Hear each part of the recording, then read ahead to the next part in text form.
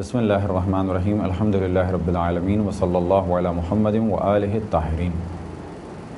موضوع گفتگو پاک چیز نجس کیسے ہوتی ہے۔ پاک چیز نجس اس صورت میں ہوگی یا تو نجس اتنی تر ہو کہ وہ پاک کو تر کر دے اور اس کی نجاست پاک میں منتقل ہو جائے۔ مثال کے طور پہ یہ گیلا ہاتھ نجس تھا اور اس کی تری منتقل ہو جائے سوکھے ہاتھ میں تو یہ بھی نجس ہو جائے گا۔ یا یہ کہ پاک چیز تر ہو اور نجس اس سے مل جائے، یعنی یہ ہاتھ گیلا تھا اور یہ نجس ہاتھ سوکھا تھا، اور لیکن یہ اتنا تر تھا کہ اس کی تری یہاں منتقل ہو جائے۔ مثال کے طور پہ یہ نجس ہاتھ اس گیلے پاک ہاتھ سے ایسے مل جائے تو کہا جائے گا کہ یہ نجس ہو گیا۔ لیکن شرط یہ ہے کہ تری اتنی ہو کہ جسے کہا جا سکے کہ یہ منتقل ہو سکتی ہے، یعنی یہاں سے وہاں جا سکتی ہے، کیونکہ تری کے بھی معیار ہیں اور درجات ہیں۔ مثال کے طور پر اگر ہاتھ ہلکا سا نم ہو، یعنی موئسچر ہے ہلکا سا، لیکن اتنا گیلا نہیں ہے کہ وہ اس کا گیلا پن منتقل ہو نجس ہاتھ کی جانب یا نجس چیز کی جانب، یا یہ کہ نجس چیز ہلکی سی نم ہے۔ مثال کے طور پہ ہاتھ کی مثال جو آپ کے سامنے دی کہ ہاتھ ہلکا سا نم ہے، یعنی ہم نے دھویا، دھونے کے بعد خشک کر لیا تو یہ اتنا خشک نہیں ہے کہ جو 1 گھنٹے کے بعد ہوگا یا 10 منٹ کے بعد ہوگا، کہا جائے گا کہ گیلا نہیں ہے لیکن خشک کرنے کے بعد بھی یہ نم ہے۔ آیا یہ نم ہاتھ اگر کسی نجس چیز کو اس ہاتھ سے چھوا جائے تو کیا نجس ہو جائے گا؟ کہا جائے گا کہ نہیں۔ اگر یہ ہلکی سی نمی ہے، لیکن نمی کیسی؟ مثال کے طور پہ ہاتھ دھونے کے بعد ہم نے تولیہ سے خشک کر لیا، کہا جائے گا نہیں، اتنی نمی سے کوئی فرق نہیں پڑتا۔ بالکل اسی طریقے سے فرض کریں کہ ایک گدا ہے کہ جو نجس تھا۔ یہ مسئلہ بعض دفعہ پیش آتا ہے بعض ایسے گھروں میں کہ جہاں پر بچے کسی چیز کو نجس کر دیں۔ فرض کریں کہ گدا ہے کہ جس پہ بچے نے پیشاب کیا تھا، جیسے ہی انسان جا کے بیٹھے گا لگتا ہے ایسا ہے جیسے کہ ہم کسی گیلی چیز پہ بیٹھ گئے، لیکن جب اٹھے تو اس کو احساس ہوتا ہے کپڑے سوکھے ہوئے ہیں۔ اب یہاں پر 2 صورتیں ہیں۔ فرض کریں کہ گدا تھا، اس پر بچے نے پیشاب کر دیا اور اس پیشاب پہ ہم نے ہاتھ رکھا یا بیٹھ گئے، اور وہ اتنا گیلا تھا کہ ہمارے کپڑے گیلے ہو گئے، یہ ہاتھ گیلا ہو گیا، تو کہا جائے گا کہ ہمارا کپڑا بھی گیلا ہو گیا اور ہمارا ہاتھ بھی گیلا ہو گیا۔ تو نتیجہ کیا ہوگا کہ کپڑا اور ہاتھ ہمارے دونوں نجس ہو گئے۔ اب یہاں پر دوسری صورت کہ گدے پہ بچے نے پیشاب کیا اور اب وہ گیلا نہیں ہے بلکہ نم ہے۔ جیسے ہی آپ ہاتھ رکھیں گے تو آپ کو ایسا لگے گا جیسے آپ کا ہاتھ گیلا ہو گیا، لیکن جب آپ ہاتھ دیکھیں گے تو محسوس ہوگا نہیں، گیلا نہیں ہوا۔ یہ گیلا کیوں محسوس ہوا تھا؟ یہ گیلا اس وجہ سے محسوس ہوا تھا کہ گدے کا ٹیمپریچر کم ہے کیونکہ وہ نم تھا، اور ہاتھ کا ٹیمپریچر زیادہ تھا۔ بس جیسے ہی زیادہ ٹیمپریچر والے ہاتھ کو ہم نے وہاں پر رکھا تو ہمیں ایک لحظے کے لیے محسوس ہوا کہ ہمارا ہاتھ گیلا ہو گیا۔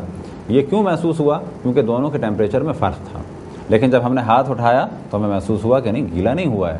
آیا یہ ہاتھ نجس ہے؟ تو کہا جائے گا یہ ہاتھ نجس نہیں ہوا، کیونکہ نجاست منتقل نہیں ہوئی، فقط اس کی ٹھنڈک محسوس ہوئی۔ بالکل ایسے اگر انسان کسی نم جگہ پہ بیٹھ جائے تو ایک دم سے گھبرا کے اٹھتا ہے کہ شاید ہمارا جسم گیلا ہو گیا، لیکن جب بیٹھے اور کپڑوں کو اپنے چھوئے تو واضح محسوس ہوتا ہے کہ کپڑے ہمارے گیلے نہیں ہیں۔ بس یہ کس چیز کا فرق تھا؟ جسم کا ٹیمپریچر زیادہ تھا اور جگہ کا ٹیمپریچر کم تھا۔ جیسے ہی آپ ایسی جگہ بیٹھے تو آپ کو محسوس ہوا کہ شاید آپ کا لباس یا جسم گیلا ہو گیا ہے، لیکن جب اٹھے تو یقین ہو گیا کہ ہماری قمیض یا ہماری شلوار یا ہماری پینٹ یا ہمارا ہاتھ گیلا نہیں ہوا ہے۔ تو اگر ایسی کیفیت ہے تو کہا جائے گا کہ ہم نجس نہیں ہوئے۔ لیکن پہلی کیفیت کیا تھی کہ ہاتھ گیلا ہو گیا یا کپڑے پیشاب سے گیلے ہو گئے۔ یہاں بھی یقین ہونا چاہیے کہ جس جگہ ہم بیٹھے ہیں یہ جگہ نجس تھی۔ پہلی گفتگو میں ہم نے توجہ دلائی کہ جب تک یقین نہ ہو، بس پہلا مرحلہ کیا ہے کہ وہ چیز نجس ہے کہ جس پہ ہمارا ہاتھ لگا ہے۔ دوسرا مرحلہ کیا ہے کہ اتنی نم ہونی چاہیے وہ کہ وہ نجاست کو منتقل کر دے، یا ہمارا ہاتھ اتنا نم ہو اور گیلا ہو کہ وہ نجاست سے ملنے کے بعد کہا جائے کہ اب نجاست منتقل ہو گئی۔ تو یہ ہے پہلا مرحلہ۔ کپڑا ہو یا زمین یا کوئی اور چیز، میز ہو یا اور چیزیں تصور کی جا سکتی ہیں، مثال کے طور پہ گاڑی یا فریج، تو کہا جائے گا جو حصہ نجس ہوا ہے وہی حصہ بس نجس مانا جائے گا۔ ایسا نہیں ہے کہ سب کا سب نجس ہو گیا، البتہ سب کا سب نجس کب مانا جائے گا کہ جب وہاں پر پانی اس طرح سے بہہ رہا ہو۔ مثال کے طور پہ فریج خشک تھا تو جس حصے پہ نجاست لگی خالی آپ اس کو پاک کر لیں، لیکن اگر ڈیپ فریزر نجس ہوا تو یہاں بھی یہی کہا جائے گا کہ جو حصہ نجس ہوا آپ اس کو پاک کر لیں، لیکن اگر ڈیپ فریزر کے نیچے پانی بہہ رہا تھا، یعنی نیچے اچھا خاصا پانی، لائٹ جانے کے بعد ہمیں نظر آیا کہ ادھر سے ادھر ہو رہا ہے، تو کہا جائے گا یہ حصہ نجس ہوا تھا، لیکن کیونکہ پانی وہاں پر برف پانی بن گئی اور پانی وہاں پر ادھر سے ادھر ہو رہا ہے یا بہت زیادہ تر ہے، تو کہا جائے گا اس حصے کی وجہ سے باقی بھی نجس ہو گیا۔ لیکن اگر لباس ہے، گیلا لباس تھا یا سوکھا لباس، اور لباس کا ایک حصہ نجاست میں لگا، تو جو حصہ نجاست میں لگا ہے وہی پاک ہے۔ اب اگر اس حصے کو آپ نے فرض کریں لباس کا حصہ تھا اسے آپ نے پاک کیا، تو یہ وہم نہ کریں کہ اب یہ پانی نجس ہو گیا ہے تو یہ بھی نجس ہو گیا، کہا جائے گا نا، یہ حصہ نجس تھا، اس حصے کو ہم نے 2 دفعہ پاک کر لیا، کافی ہے۔ اب یہ سوچنا کہ نجاست اوپر چلی گئی ہے، ایسا کچھ نہیں ہے۔ اسی طریقے سے جسم کا مسئلہ ہے کہ جسم کا جو حصہ نجس ہے، فرض کریں کہ بازو نجس ہو گیا تو یہ نجس ہے، اب کسے پاک کرنا ہے؟ بازو کو پاک کرنا ہے۔ لیکن ہاں، اب اگر بازو کو پاک کیا، پانی نیچے بہہ رہا ہے، تو کہا جائے گا کہ اب یہ دیکھنا ہے کہ صحیح طریقے سے پاک ہوا یا نہیں ہوا۔ لیکن اگر آپ نے بازو کو مثال کے طور پہ اس طرح کسی نل کے نیچے پاک کر لیا تو یہ حصہ پاک ہو جائے گا۔ اب یہاں پر ایک سوال یہ پیدا ہوتا ہے کہ کہیں بہت زیادہ گرمی اور پسینہ بہہ رہا ہو، عام حالات میں ہمارے یہ حصہ نجس ہوا تو کیا یہ بھی نجس مانا جائے گا؟ بعد میں نہیں۔ ہلکی سی نمی ہے، کیا نجس مانا جائے گا؟ ہلکا سا پسینہ ہے، کیا نجس مانا جائے گا؟ کہا جائے گا نہیں، پسینہ یہاں بھی ہے، پسینہ یہاں بھی ہے، یہ حصہ نجس ہوا ہے تو یہ حصہ نجس نہیں مانا جائے گا۔ لیکن اگر یہاں اتنا پسینہ ہے کہ جو بہہ کے یہاں آ رہا ہے اور یہاں سے یہاں آیا یا یہاں سے بہہ گیا، تو کہا جائے گا کہ اس پسینے کے بہنے کی وجہ سے یہ حصہ نجس ہو گیا۔ اسی طریقے سے زمین ہے، زمین کو آپ نے دھویا، ایک حصہ نجس ہو گیا تو جو حصہ نجس ہوا ہے فقط وہی نجس ہے۔ ایسا نہیں ہے کہ یہاں سے وہاں تک فرض کریں کہ 30 میٹر کا ایک ہال ہے اور یہ سب کا سب گیلا ہے، یہاں اگر نجس ہوا تو کہا جائے کہ وہ 30 میٹر کے وہاں تک نجس ہو گیا، ایسا کچھ نہیں ہے، یہی حصہ نجس مانا جائے گا۔ اب اگر پانی بہہ کے وہاں جا رہا ہو اور وہ پانی قلیل ہو تو وہ ایک الگ موضوع ہے، تو کہا جائے گا پانی کیونکہ بہہ رہا تھا تو وہ حصہ نجس ہو گیا، لیکن جہاں تک بہہ کے جائے گا وہ حصہ مانا جائے گا۔ کھانے پینے کی چیزوں کے بارے میں اور بعض اور چیزوں کے بارے میں بھی مسئلے کو جاننا چاہیے کہ اگر نجس ہو جائیں تو کیا کریں۔ البتہ یہاں پر موضوع کیا ہے کہ پاک چیز نجس کیسے ہوتی ہے۔ فرض کریں کہ ایک دہی کا پیالہ تھا، اس پر ایک نجس چیز گر گئی تو کیا یہ پورا نجس ہو گیا؟ کہا جائے گا اوپر کا حصہ اتنا ہٹا دیں، جہاں پر نجاست لگی ہے تو باقی پاک ہے۔ گھی کا ڈبہ کھلا ہوا تھا اور گھی جمع ہوا تھا، اگر یہ گھی پگھلا ہوا تھا گرمی کی وجہ سے یا تیل تھا اور اس میں نجاست گر گئی، مثال کے طور پہ کیا نجاست گر گئی؟ چوہے کی مینگنی، جیسے ہی تیل میں گئی یا پگھلے ہوئے گھی میں گئی تو یہ سب کا سب نجس ہو گیا۔ اب اس کا استعمال حرام ہے، کھانا اور کھلانا حرام ہے، بیچنا حرام ہے کھانے اور پینے کے لیے، لیکن اور کاموں کے لیے مثال کے طور پہ اس سے کوئی آگ جلائے یا کشتیوں پہ لگائے یا کسی اور میں استعمال کرے تو وہاں کا الگ موضوع ہے، اس کی اجازت ہے ایسے کام میں بیچنے کے لیے، لیکن کھانے اور پینے کے لیے اس کا بیچنا بالکل جائز نہیں ہے۔ اگر کوئی چیز اتنی سخت ہو کہ اس کے ایک حصے پہ اگر نجاست گرے اور جب اس نجاست والے حصے کو اٹھا لیا جائے تو وہاں پر ایک گڑھا بن جائے۔ اب ایک مثال آپ کے سامنے پیش کی جائے گی جس سے یہ چیز بالکل واضح ہو جائے۔ فرض کریں کہ کوئی کسٹرڈ یا پڈنگ یا کیک یا فرینی ایسی کوئی چیز کھانے پینے کی ہے، یا یہ کہ چاول ہیں، تو چاول والا مسئلہ تو بہت ہی صاف اور آسان ہے کہ اگر اس کا ایک حصہ نجس ہو گیا ہے تو باقی جگہ پاک رہے گی، جو حصہ نجس ہو گیا اس کو ہٹا لیں۔ فرض کریں کسی کی انگلی کٹ گئی کام کرنے کے دوران اور اسے نہیں معلوم تھا اور اس کا خون کسی سالن میں گر گیا، وہ تو پورا نجس ہو جائے گا۔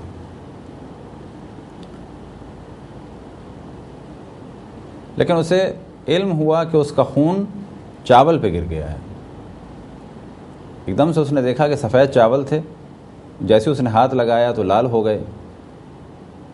اب جو چاول لال ہو گئے یا جو حصہ لال ہو گیا ہے انہیں اگر کسی پاک چیز سے چمچے سے اٹھا دیا جائے تو کہا جائے گا باقی پاک ہیں۔ اسی طریقے سے اگر کوئی فرینی یعنی کھیر یا کسٹرڈ، پوڈنگ، کیک یا کوئی بھی اس قسم کی چیز ہو یا جمع ہوا گھی ہو، اگر اس کا ایک حصہ نجس ہو جائے تو کہا جائے گا کہ اگر وہ اتنی سخت ہے کہ جب چمچے سے اٹھایا جائے تو وہاں پر ایک گڑھا بن جائے۔ اب یہ گڑھا گو کہ ممکن ہے کہ تھوڑی دیر کے بعد پر ہو جائے اور لیول 1 ہو جائے، لیکن جب نجاست گری اس وقت ایک گڑھا، جب ہم نے اس کو اٹھایا تو گڑھا پڑ گیا، تو کہا جائے گا کہ یہ جس جگہ کے بارے میں ہمیں معلوم تھا نجس ہے اسے ہم نے اٹھا کے پھینک دیا، باقی جتنی چیز ہے وہ سب کی سب پاک ہے۔ لیکن فرض کریں کہ یہ بہت زیادہ سخت نہ ہو، مثال کے طور پہ دہی کی مثال دی جائے کہ دہی کے 3 مرحلے ہیں۔ پہلا مرحلہ یہ ہے کہ وہ بالکل دودھ کی صورت میں ابھی آپ نے اسے جمنے کے لیے رکھا ہے، اگر یہ نجس ہو گیا تو کہا جائے گا کہ اس کا ایک حصہ نجس ہوا تو سب کا سب نجس ہو جائے گا۔ دوسرا مرحلہ یہ ہے کہ ابھی وہ پوری طرح نہیں جمائے لیکن وہ ہے تقریباً ابھی لیکوڈ فارم میں، ایسا نہیں ہے کہ جب اس میں سے ایک حصے کو اٹھایا جائے تو وہاں پر گڑھا بن جائے۔ اگر ایسا دہی نجس ہو جائے، کوئی ایک حصہ نجس ہو جائے تو یہ بھی پورا کا پورا نجس ہو جائے گا۔ لیکن اگر دہی سخت ہو چکا تھا اور اس کا ایک حصہ نجس ہوا اور وہ اتنا سخت ہو چکا ہے کہ اگر اس میں سے ہم نجس حصے کو ہٹا لیں تو وہاں پر ایک گڑھا پڑ جائے گا، تو یہاں پر اس صورتحال میں یہ دہی پاک رہے گا۔ یا مثال کے طور پر دہی پر ملائی جمی ہوئی تھی، ہمارا ہاتھ کٹ گیا اور ہمیں یہ محسوس ہوا کہ اس کٹے ہوئے ہاتھ کی وجہ سے اس میں سے جو خون بہا اس سے یہ دہی کی ملائی کا ایک حصہ نجس ہو گیا، تو یہاں پر تو کہا جائے گا کہ اگر یہ ملائی خشک ہے تو پھر یہی حکم ہے اس کا کہ اس حصے کو ہٹا دیں، باقی پاک رہے گا۔ اسی طریقے سے دودھ پر اگر ملائی جمی ہوئی ہے، فرض کریں کسی نے دودھ بوائل کیا، بوائل کرنے کے بعد فریج میں رکھ دیا، فریج سے جب ہم نے نکالا تو اس پر ایک سخت ملائی جمی ہوئی ہے۔ اب اگر ہلکی سی نجاست اس پہ گر گئی اور ہمیں یہ یقین ہے کہ نجاست ابھی دودھ تک نہیں پہنچی ہے، دودھ کے اوپر حصے فقط ملائی تک ہے اور یہ ملائی بھی سخت ہے، بالکل نرم نہیں ہے کہ جس سے نجاست منتقل ہو جائے۔ اب اگر یہاں پر ملائی کے اس حصے کو ہٹا دیا تو باقی دودھ پاک رہے گا۔ یہ ایک مسئلہ تھا کھانے پینے کی چیزوں سے متعلق۔ اب یہی سوال کیا جا سکتا ہے اور چیزوں سے متعلق، مثال کے طور پہ کسی ٹرے میں موم تھا یا کسی ٹرے میں گریس رکھا ہوا تھا، ممکن ہے کسی کے ذہن میں سوال آئے موم اور گریس نجس ہو جائے تو کیا فرق ہے؟ کہا جائے گا کہ نہیں، موم اور گریس اگر نجس ہو جائے تو بعض وہ جگہیں کہ جہاں پر پاک چیز کا استعمال کرنا ضروری ہے وہاں پر نجس گریس یا نجس موم نہیں لگایا جا سکتا۔ کیا کوئی ایسی جگہ ہے کہ جہاں پر گریس بھی پاک لگانا ہوگا؟ کہا جائے گا بالکل۔ فرض کریں کہ مسجد کے دروازوں میں آواز آ رہی تھی، وہاں پر آئلنگ کرنی تھی یا گریسنگ کرنی تھی، تو مسجد کا دروازہ، مسجد کی دیوار اور مسجد کی چیزوں کو پاک رکھنا ضروری ہے اور اسی طریقے سے نجس کرنا حرام ہے۔ اب اگر آپ نے مسجد کے دروازے کو نجس گریس لگا کر نجس کر دیا کہ جس کا اگلا نتیجہ کیا ہوگا وہ یہ ہوگا کہ جب وہ گریس بہے گا تو دیوار یا زمین بھی نجس ہو جائے گی اور یہ کام حرام ہے۔ فرض کریں کہ گریس نجس ہو گیا تو کیا کرنا ہے؟ وہاں بھی یہ دیکھنا ہے کہ گریس اگر نجس ہو گیا تو اس کے اوپر کے حصے کو ہٹا دیں جو حصہ نجس ہوا۔ لیکن اگر آئل نجس ہو گیا تو کیا کرنا ہوگا؟ کہا جائے گا آئل اگر نجس ہو گیا تو وہ کیونکہ لیکوڈ فارم میں ہوتا ہے وہ پورا کا پورا نجس ہو جائے گا۔ آیا اس آئل اور گریس کو پھینکنا ضروری ہے، واجب ہے؟ کہا جائے گا نہیں۔ اگر اس کا کہیں استعمال ہو سکتا ہے کسی ایسی جگہ کے جہاں پر طہارت شرط نہ ہو، مثال کے طور پہ دکان کے کسی شٹر میں یا کسی اور مشینری وغیرہ میں اگر استعمال ہو جائے تو کوئی حرج نہیں ہے، لیکن ایسی جگہ کے جہاں پر ضروری ہے کہ آئل بھی پاک ہو یا گریس بھی پاک ہو، وہاں پر ایسے آئل یا گریس کو استعمال نہیں کیا جا سکتا۔ اس جانب ہم نے پہلے بھی توجہ دلائی کہ بعض چیزوں میں ضروری ہے اور شرط ہے کہ وہ پاک ہوں اور انہیں نجس نہ کیا جائے، لیکن اگر نجس ہو جائیں تو ان کا بعض شرائط کے ساتھ بیچنا یا استعمال کرنا، جیسے کہ تیل، مثال کے طور پر مشین آئل نجس ہو گیا یا انجن آئل اگر نجس ہو گیا تو کیا ہے، کیا اسے مشین میں ڈالا جا سکتا ہے، کسی انجن میں ڈالا جا سکتا ہے؟ بالکل ڈالا جا سکتا ہے، کسی قسم کا کوئی حرج نہیں ہے، کیونکہ انجن کا پاک رکھنا ضروری نہیں ہے، کسی مشینری کا پاک رکھنا ضروری نہیں ہے، لیکن مسجد کا حکم بالکل الگ ہے، وہ ہم نے آپ کے سامنے اختصار کے ساتھ بیان کیا۔ مسجد کے بعض اور دیگر مسائل ہیں جو بعد میں بیان ہوں گے، اس وقت مسجد کے احکام اختصار کے ساتھ بیان ہوئے کہ جتنا ہر مسلمان کو جاننا چاہیے۔ جیسا کہ آپ کے علم میں کہ موضوع گفتگو کیا ہے کہ پاک چیز نجس کیسے ہوتی ہے، تو یہ جاننا ضروری ہے کہ پاک چیز نجس کیسے ہو، تو ساتھ ساتھ خود یہ بھی پتہ چل جائے گا کہ بعض دفعہ چیز نجس نہیں ہوتی لیکن ہم یہ سمجھتے ہیں کہ نجس ہو گئی۔ اگر کوئی مکھی کسی نجاست پر بیٹھے اور اس کے بعد کسی پاک جگہ پر آ جائے تو کیا وہ جگہ نجس ہو جائے گی؟ تو یہاں پر اس کا ایک جواب نہیں ہے۔ یہ کہنا کہ نجس نہیں ہوگی یہ بھی نہیں کہہ سکتے، یہ کہنا کہ وہ نجس ہو جائے گی یہ بھی نہیں کہہ سکتے۔ یہاں پر معیار کیا ہے کہ اگر وہ نجاست ایسی تھی کہ جو منتقل ہو سکتی تھی، کیونکہ نجاستیں بھی مختلف ہیں، ایک موضوع۔ پھر یہ سوال پیدا ہوتا ہے کہ بعض دفعہ مکھیاں بعض جگہ پر بیٹھتی ہیں اور وہ چیز ان کے پاؤں پر لگتی نہیں ہے، یعنی سخت اتنی نہیں ہے کہ جسے ہم سخت کہہ سکیں، پتھر کی طرح یا لکڑی کی طرح، لیکن ان کے ویٹ کے اعتبار سے وہ چیز سخت ہے، لہذا ان کے پاؤں اس میں دھنستے نہیں ہیں۔ بس یہاں پر معیار کیا ہے؟ یہاں پر معیار خود انسان ہے۔ اگر ایک شخص یہ جانتا ہے کہ مکھی کے پاؤں نجاست میں چلے گئے اور نجاست اس پر آ گئی، اور جب مکھی پاک جگہ پر بیٹھی تو وہ نجاست وہاں پر منتقل ہوئی، اگر اسے یقین ہے تو وہ پاک چیز نجس ہو گئی۔ لیکن اگر فقط ہم نے اتنا دیکھا کہ مکھی جا کے نجاست میں بیٹھی اور وہاں سے اڑ کے آئی اور اس پاک ہاتھ پر بیٹھ گئی، لیکن ہمیں یقین نہیں ہے کہ نجاست منتقل ہوئی، یعنی وہاں کی نجاست یہاں تک آ گئی، تو ایسی صورت میں کیا ہے؟ ہاتھ پاک ہے۔ اس مسئلے کا جاننا ضروری ہے، خصوصاً ان علاقوں میں کہ جہاں پر مکھیاں بہت زیادہ ہیں۔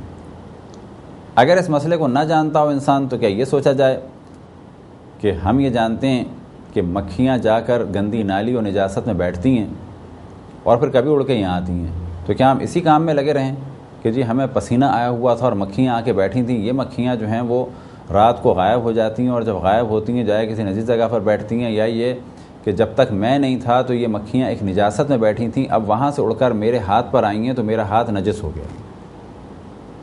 تو کہا جائے گا نہیں، ایسا نہیں ہے، بلکہ دیکھنا یہ ہوگا کہ اگر ہمارا ہاتھ گیلا تھا یا نہیں تھا۔ تو اگر گیلا تھا تو پھر اگلا سوال یہ پیدا ہوگا کہ مکھی جو اڑ کے آئی کیا اس کے پاؤں میں نجاست تھی جو وہاں کی نجاست یہاں آئی، یا یہ کہ فقط وہ نجاست پر بیٹھی؟ اب ممکن ہے کوئی کہے کیا یہ ممکن ہے کہ ایک چیز نجاست پر بیٹھے اور وہ خود نجس نہ ہو؟ کہا جا سکتا ہے بالکل۔ فرض کریں کہ ایک جانب کوئی فضلہ پڑا ہو نجس، فضلہ پڑا ہو نجس، کیا یہ ضروری ہے کہ جو چیز اس سے لگے وہ نجس ہو جائے؟ ممکن ہے کہ وہ چیز اتنی ہلکی ہو، اتنا کم اس کا ویٹ ہو اور اتنے کم پریشر سے جا کے لگے کہ وہ اس سے ٹچ ہو لیکن نجاست منتقل نہ ہو۔ مثال کے طور پہ ایک جگہ انسانی فضلہ یعنی پیخانہ پڑا ہے، ایک کاغذ یا اخبار اس پر سے ہوتا ہوا گیا، تو یہ بھی ممکن ہے کہ وہ نجس ہو جائے، اور یہ بھی ممکن ہے کہ وہ نجس نہ ہو، اتنے کم پریشر کے ساتھ اس پر سے ہوتا ہوا جائے کہ کہا جائے نجس نہ ہو۔ لہذا مکھی کا ویٹ نہیں ہے۔ ویٹ نہیں ہے سے کیا مراد؟ لیبارٹری میں جا کے ٹیسٹ کرنے کی بات نہیں ہو رہی، کیونکہ اس کا ویٹ کچھ نہ کچھ تو ہے، یعنی اتنا ویٹ نہیں ہے کہ وہ ہر نجاست کو پریس کر سکے یا ہر نجاست اس میں منتقل ہو جائے۔ یہی وجہ ہے کہ بعض دفعہ مکھیاں اگر پانی پہ بیٹھنے کی کوشش کرتی ہیں تو وہ اس میں ڈوب جاتی ہیں، دودھ پہ بیٹھنے کی کوشش کرتی ہیں تو اس میں گر جاتی ہیں۔ یہ جو آپ عام طور پہ دیکھتے ہیں مکھیاں دودھ یا پانی میں گر گئیں، وجہ کیا ہے کہ وہ دودھ پہ بیٹھنے کی کوشش کر رہی ہوتی ہیں۔ لہٰذا اگر مکھیوں پر دقت کی جائے تو یہ بات بہت سادی اور آسان سی ہے، اور اس کے بارے میں بہت آرام سے سمجھا جا سکتا ہے کہ اس کے پاؤں میں نجاست تھی یا نہیں۔ تو اب تک تو ہماری گفتگو تھی کسی سخت چیز پر مکھی کا بیٹھنا، البتہ سخت چیز اتنی سخت کہ جتنا مکھی کا ویٹ ہے یا جتنا اس میں پریشر کے ساتھ وہ بیٹھتی ہے، لیکن وہ اتنی سخت ہے کہ مکھی کے پاؤں میں وہ نجاست نہیں لگتی۔ اب اگر مکھی کسی نجس ایسی چیز پر بیٹھی کہ جہاں سے وہ پرواز بھی کر سکتی ہے اور بہت زیادہ نرم چیز ہے، مثال کے طور پر لیکوڈ ہے کوئی جیسے کہ پانی، ایک نجس پانی پر یا پیشاب پر مکھی بیٹھی اور وہاں سے اڑ کر ہمارے جسم پر آ گئی، آیا جیسے ہی وہ مکھی ہمارے جسم پر بیٹھے تو یہ کہا جائے گا کہ جسم ہمارا نجس ہو گیا؟ اب جس شخص کی مکھی بیٹھی وہ خود یہ سوچے گا اور اسی پر دار و مدار ہے اس کے ہاتھ یا اس سے متعلق چیز کی نجاست کا۔ مثال کے طور پہ میرے ہاتھ پر ایک مکھی آ کے بیٹھی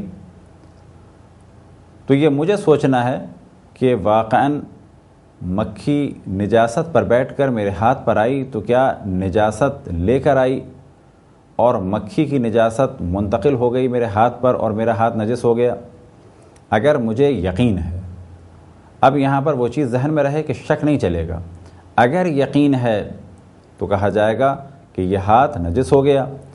اب عام حالات میں کہ جس طرح شہر اور بعض گاؤں دیہاتوں میں مکھیاں ہوتی ہیں تو وہاں پر نجاست کا دار و مدار اسی پر ہے، اور عام طور پر لوگ یہی کہتے ہیں کہ مکھی کے ساتھ نجاست منتقل نہیں ہوتی سے کیا مراد؟ مکھیاں آ کے بیٹھتی ہیں اور ہمیں کسی قسم کا احساس نہیں ہوتا کہ جہاں سے وہ آئی تھی تو کوئی نجاست چھوڑ گئیں۔ اب یہ ذہن میں رہے کہ جراثیم کا ہونا الگ ہے اور نجاست کا منتقل ہونا بالکل الگ چیز ہے۔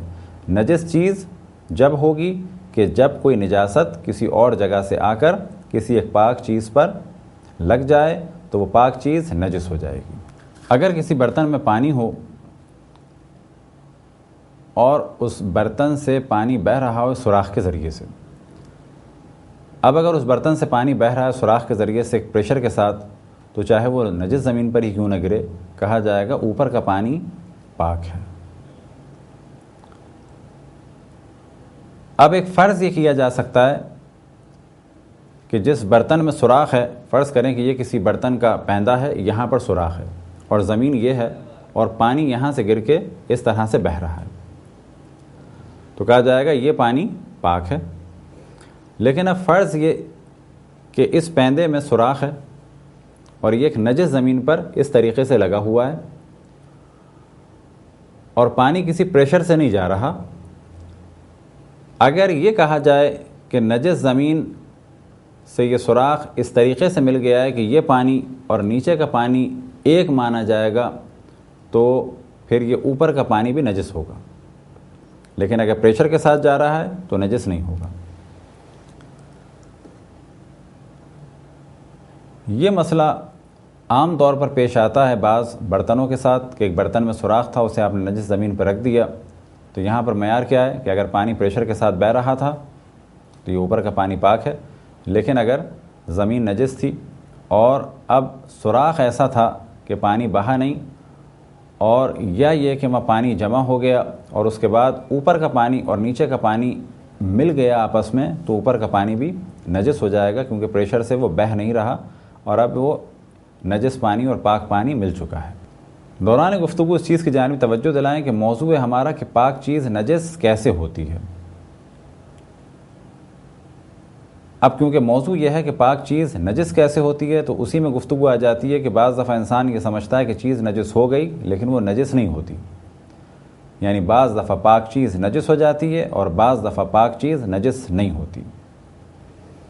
اس موضوع کی ضرورت کیوں پیش آتی ہے؟ تاکہ افراد یا عام مومنین شک میں نہ پڑیں، کیونکہ شک کی وجہ سے ان کی عبادت مشکل ہو جاتی ہے اور ہر چیز کو وہ نجس سمجھتے ہیں۔ اب جو مسئلہ بیان ہوگا وہ یہ کہ اگر جسم میں کوئی چیز داخل کی جائے، جسم میں کوئی چیز داخل کرنے سے کیا مراد؟ فرض کریں کسی نے اپنے جسم میں سوئی داخل کی، یا بالفاظ دیگر اس کے جسم میں انجیکشن کو داخل کیا گیا۔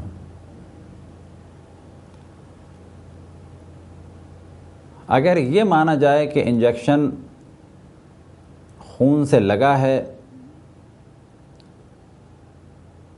تو بھی جو اکثر مراجع کا فتویٰ ہے وہ یہ کہ جب یہ باہر نکلے تو دیکھنا یہ ہے کہ کیا اس سوئی پر خون ہے۔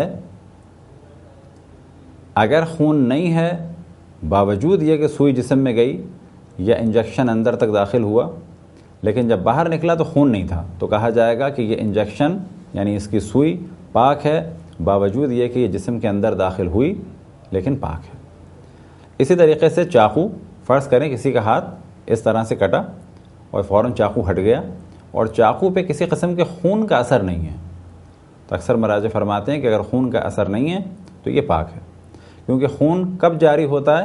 اس وقت جاری ہوتا ہے کہ جب باریک باریک رگیں کٹ جائیں اور کٹنے کے بعد انہیں باہر آنے کا موقع ملے، اور چاقو پہلے ہی الگ ہو چکا ہے لہذا وہ خون سے نجس نہیں ہوا۔ اسی طریقے سے کیونکہ جسم میں داخل ہونے کی بات ہے تو فرض کریں کہ انیما استعمال کیا جاتا ہے قبض کو ختم کرنے کے لیے، اگر وہ کسی کے مقعد یعنی پیخانے کے مقام میں داخل کیا گیا اور اس پر کسی قسم کی نجاست نہیں ہے باہر نکلنے کے وقت، تو کہا جائے گا کہ یہ پہلے کی طرح سے پاک ہے۔ لیکن اگر اس پہ پیخانے کے کوئی ذرات ہوں یا اس کا رنگ بدل چکا ہو تو کہا جائے گا یہ نجس ہے۔ اسی طریقے سے جب بچے بیمار ہو جاتے ہیں تو ان کے پیخانے کے مقام میں ایک ٹیبلٹ ان کے بخار کو کم کرنے کے لیے داخل کی جاتی ہے، اگر یہ ٹیبلٹ باہر نکل آئے اور اس پر کسی قسم کے پیخانے کی علامتیں نہ ہوں تو کہا جائے گا کہ یہ گو کہ ان کے پیخانے کے مقام میں رکھی گئی تھی لیکن یہ پاک ہے۔ وجہ کیا ہے کہ اس پہ عین نجاست نہیں ہے۔ اس مسئلے میں حضرت آیت اللہ العظمیٰ مکارم شیرازی اور حضرت آیت اللہ العظمیٰ شبیری زنجانی فرماتے ہیں کہ اگر یقین ہے آپ کو کہ یہ نجاست سے ملی ہے چیز تو نجس مانی جائے گی، لیکن باقی کیا فرماتے ہیں کہ بے شک نجاست سے اندر جا کر ملی ہو لیکن جب باہر آئی ہے تو پاک مانی جائے گی۔ خداوند تبارک و تعالیٰ سے دعا ہے کہ بحق محمد و آل محمد ہمیں تعلیمات قرآن اور تعلیمات محمد و آل محمد سے آشنا ہونے کی توفیق عطا فرمائے۔ وصلی اللہ علی محمد و آلہ الطاہرین۔